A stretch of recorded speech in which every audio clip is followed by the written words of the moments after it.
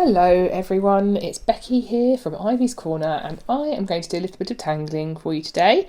I'm going to be drawing a grid tangle called Cubine, which is a big favourite of mine. I feel like I say that about all of them, but I really do like this one. I'm going to start by doing some dots and a border on my little tile. I'm using a small tile here. This is a self-cut 2" by 2" square. Which I've just cut from some Fabriano Tiepolo paper I had to hand. So I've just used a guillotine to cut that to the right size. So I've got my dots and a border. And then because Cubine is a grid tangle, so I think what I'm going to do is just divide this square up into more smaller squares. And to do that, I'm going to sort of just eyeball roughly thirds of each side. So it doesn't matter if it's perfect, it doesn't have to be perfect at all. I'm just going to kind of roughly gauge where those spaces are. And I will then pick up my pen and I'm going to ink in my outer lines, but also join these dots together. So just taking my time, I'm going to nice and slowly just begin to ink in the outer lines first. And sometimes it can be a bit stressful. Well, some people get a bit stressed about drawing straight lines. Your lines don't have to be straight. This is just for fun. So don't worry too much about having perfectly straight lines. And now I'm going to just have a little look. You can do this in pencil first as a bit of a string line, but I'm going to go straight in and just join these lines together. And as I'm drawing, I like to start here, but then look at where my pen is going. So it doesn't matter if it's not perfect. And then just roughly in thirds, I've now ended up with a grid of 9 squares, 3 by 3. So Cubine is a really fun tangle because it's a grid tangle, it's a grid pattern, like a fragment that you repeat again and again. But I really like this one because it really has some great opportunity for depth and it just looks really cool. It's quite dramatic. The way that I like to draw Cubine is to first of all to start by placing a dot in the centre of each of my squares. I find this helps me just judge the sizing of what I'm about to place in each square a little better. So I've got my dots and I'm going to then just join the dot down to the centre of the bottom of each of these squares. Keeping my hand in the same position, nice and relaxed. And just joining these dots down to the centre of that square space. I'm going to turn my tile and I'm then going to do the same, but I'm going to join, or maybe I'll do it this way. I'm going to do it the same movement and join that centre dot down to the new bottom of this square, which is obviously sort of the right hand side as it were before, and we're looking at it the other way. And you can see by doing this I've now created a little square in the corner of my larger square. So we have these squares here in the kind of the bottom right hand corner of our 9 squares that we started with. Now we're going to be inking these squares in, but before we do, I'm now going to take the corner of my square that I've just drawn and link it up with the corner of the larger square that it's placed within. So taking the line from the centre up to the corner and just repeating those in each fragment. And I think you can already see how cool this is going to look. It's like you're looking into sort of lots of little lined up boxes. And it kind of gives you a bit of perspective. I think it's really cool. So now I'm going to spend a little bit of time just slowly inking in these little squares here.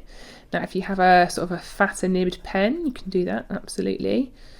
Mine, I'm using a PN today, so it's sort of not the thickest, but it's also not the finest of pens too. But just taking time and placing that ink down.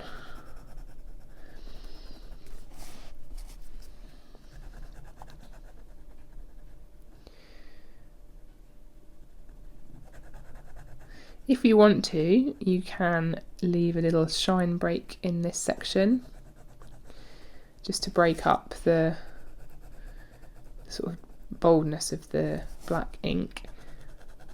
I'm going for just a standard filling in and inking in today. And getting that ink down onto the paper. There's something nice and meditative about just slowly filling the space with ink. And you can tidy up any little lines that have maybe gone slightly in the wrong place or slightly on the wrong angle as you do it.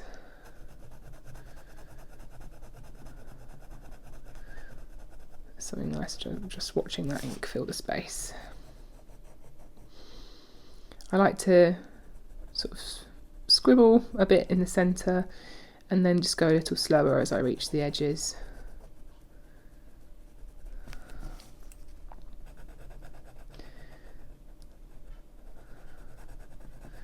This one here, I feel like it could be a little taller, so I'm going to just make use of the fact that I'm going over previously drawn black lines to sculpt my spaces and make sure that they're the right size, or that I feel they're the right size. And just taking my time to make sure there's no little white spaces left. I think sometimes when you're inking in, you can find that you maybe miss little spots with your pen. Almost there.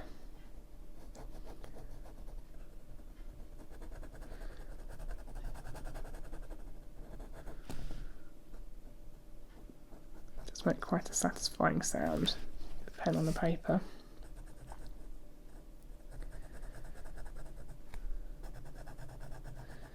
And the final one.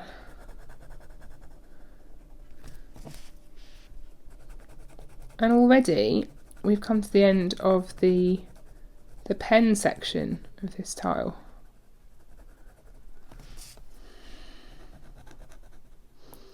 So now we're done with our ink. I can place the cap back on my pen and pick up my pencil.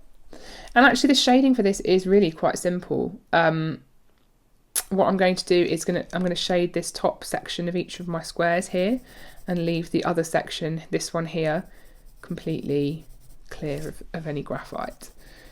And I don't really worry too much about colouring it in sort of perfectly. I'm adding some nice graphite into these spaces, but because we're going to come back in with our tortillon or our blending stick again shortly, it does mean that we don't have to make sure it's all perfectly filled with that graphite.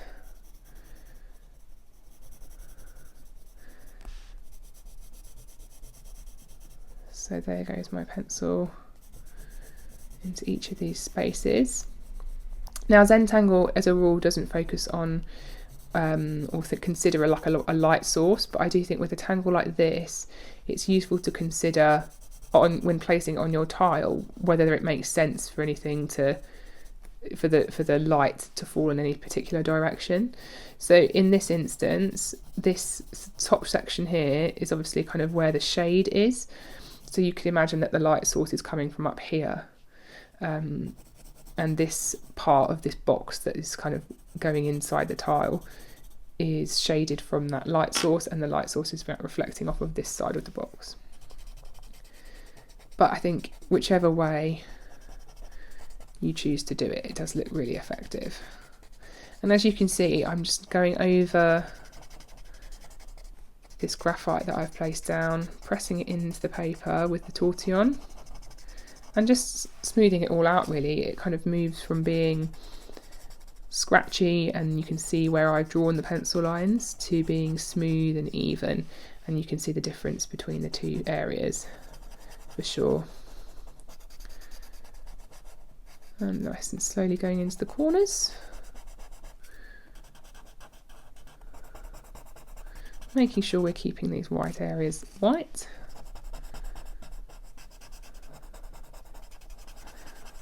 little circles to blend. And we are done. Super quick tangle, looks really effective, kind of like an optical illusion almost. But yeah, really like that one. That's Cubine.